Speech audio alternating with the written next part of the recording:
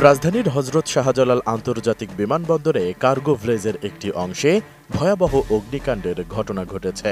শনিবার দুপুর ২টা ১৫ দিকে আগুন লাগে। আগুন নিয়ন্ত্রণে কাজ করছে ফায়ার সার্ভিসের ৩৬টি ইউনিট। এছাড়া কাজ করছেন সেনা, নৌ ও বিমান বাহিনী সহ বিজিবির সদস্যরা। ফায়ার সার্ভিসের ডিউটি অফিসার লিমা খানম জানান, আগুনের খবর পেয়ে ফায়ার সার্ভিসের মোট ৩৬টি ইউনিট ঘটনাস্থলের উদ্দেশ্যে রওনা হয়। তবে প্রাথমিকভাবে অগ্নিকাণ্ডের কারণ ও ক্ষয়ক্ষতির পরিমাণ জানাতে পারেননি ফায়ার সার্ভিসের এই কর্মকর্তা। এর আগে ঘটনার পরপরই বিমানবন্দরের ফায়ার সেকশন, বাংলাদেশ বিমান বাহিনীর ফায়ার ইউনিট এবং অন্যান্য সংশ্লিষ্ট সংস্থা দ্রুত ঘটনাস্থলে পৌঁছে সম্মিলিতভাবে আগুন নিয়ন্ত্রণে আনার কার্যক্রম শুরু করে। আমি বুঝি নির্মাণের শিল্প, সালাম স্টিল বোঝে ডিউরেবিলিটি। সালাম স্টিল, মোস্ট ডিউরেবল স্টিল। এদিকে আগুনের ভয়াবহতা বাড়তে থাকায় বিমানবন্দরে ফ্লাইট ওঠানামা সাময়িকভাবে স্থগিত ঘোষণা করেছে কর্তৃপক্ষ। শনিবার বিকেল ৩টা ৩০ দিকে বিমানবন্দরের নির্বাহী পরিচালকের মুখপাত্র মোহাম্মদ মাসুদুল হাসান মাসুদ বিষয়টি নিশ্চিত করেছেন।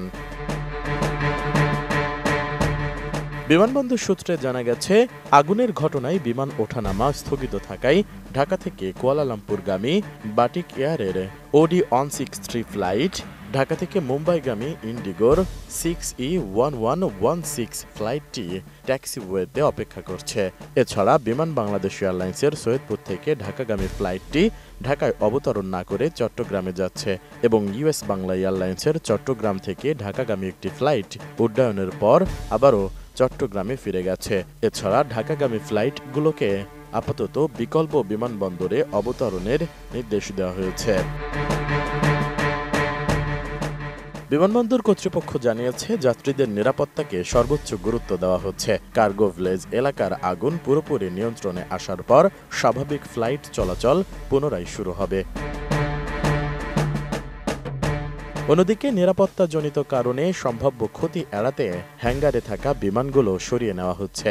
বিমানবন্দরের কার্যক্রম যাতে ব্যাহত না হয় সেজন্য বিমান কর্তৃপক্ষ বিকল্প ব্যবস্থা নিচ্ছে বলে জানিয়েছেন বিমানবন্দরের কর্মকর্তারা। তারা জানান, আগুন মূলত কার্গো ভিলেজ এলাকায়, যাত্রী টার্মিনালে এর প্রভাব পড়েনি। তবে পুরো এলাকায় এখন নিরাপত্তা বেষ্টনীতে ঢেকে দেওয়া হয়েছে। এখন পর্যন্ত কোনো হতাহতের খবর পাওয়া যায়নি। SI রাজ, ATN নিউজ, ঢাকা।